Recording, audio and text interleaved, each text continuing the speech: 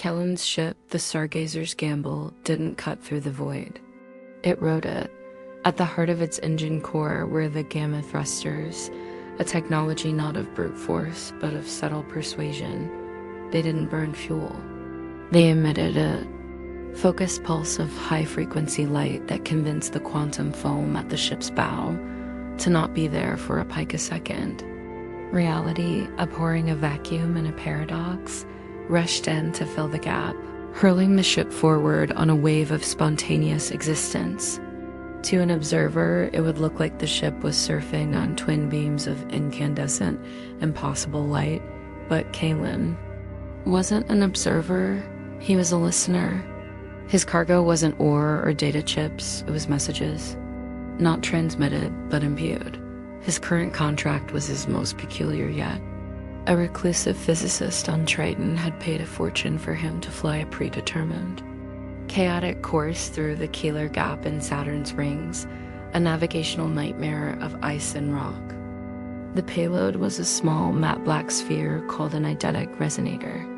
As the gamma thrusters flared, bending reality, the resonator allegedly recorded the event, capturing the unique signature of spacetime being folded.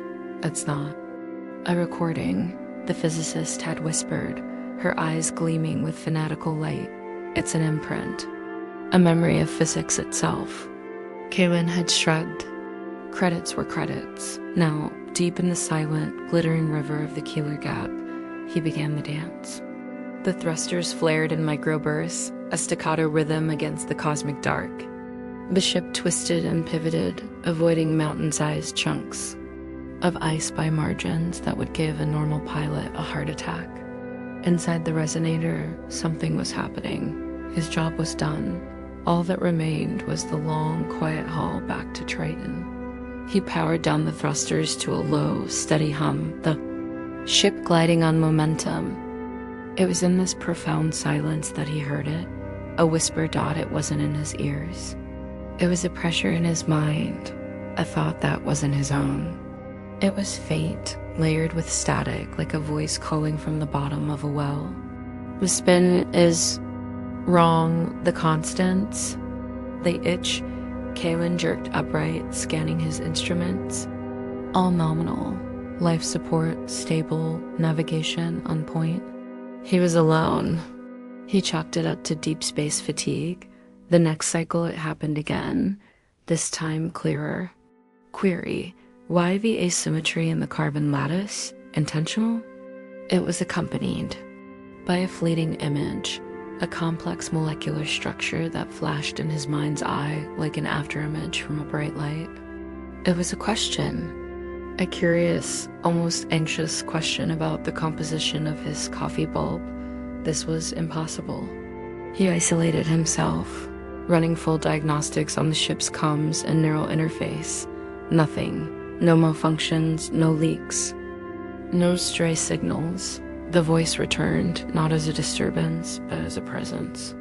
It began commenting on the efficiency of his gamma thruster calibration, suggesting a 0.05% variance that would reduce harmonic feedback. Kaelen, an engineer at heart, tried it. The ship's ride became impossibly smoother, the light from the thrusters purer, almost silent. The entity he had started to think of it as that wasn't a ghost, it was a mind. A consciousness that perceived the universe not as objects and energy, but as mathematics and physical laws.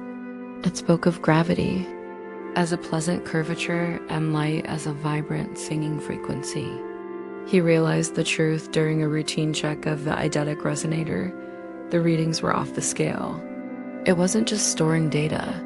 The chaotic, reality-bending flight through the gap, supercharged by the precise pulse of the gamma thrusters, hadn't recorded a memory of physics dot, it had woken one up. The resonator had captured the faint, latent consciousness of space-time itself, a sentient law of physics that had been there since the Big Bang, watching stars form and life evolve, utterly unable to interact or communicate until now. Until a technology was invented that could literally talk to the fabric of reality, the entity was fascinated by him. He was an anomaly, a chaotic, squishy, emotional paradox moving through its elegant, ordered existence. Your propulsion. It is a pleasant question asked of me. It whispered one day, its tone one of awe, and I enjoy answering. Kaelen wasn't hurling his ship through space. He was asking the universe to move him, and the universe, lonely for billions of years, was happily obliging. Triton grew in his viewport. His contract was complete. He was to deliver the resonator and collect his fee, but he knew what would happen. The physicists would tear it apart, trying to understand the mechanism, and in doing so, would kill the first and only voice to ever speak for the cosmos. He couldn't do it. As the docking protocols chimed, Kaelen made a choice. He gently disconnected the eidetic resonator from its housing, but left it powered. He programmed the gamma thrusters to fire at a specific, complex rhythm, a question he and the entity had designed together. It was a request for a new destination. Not a place on any chart, but a trajectory. A journey, the Stargazer's gamble.